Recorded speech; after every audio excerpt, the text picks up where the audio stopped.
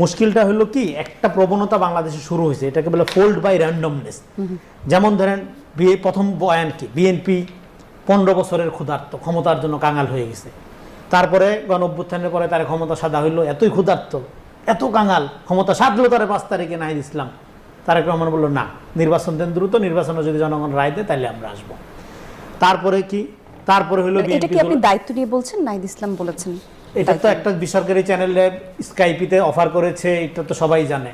জাতীয় সরকার গঠন করা, তারেক রহমানকে লিড দেওয়ার কথা, লিড দেওয়ার জন্য অনুরোধ করা হয়েছে, সবাই জানে এটা।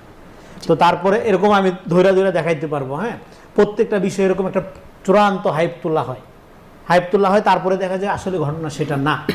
হ্যাঁ, এবং ঘটনা সেটা যে না, এবং একটা বয়ান তৈরির সুযোগ বিএনপির কমিউনিকেশন গ্যাপের কারণে থাকে, সেটা বিএনপির বরাবরই ছিল, এটা হাসিনার আমলেও ছিল, বিএনপির ঐতিহ্য এটা। আপনি বিএনপি এই গ্যাপ থাকেই।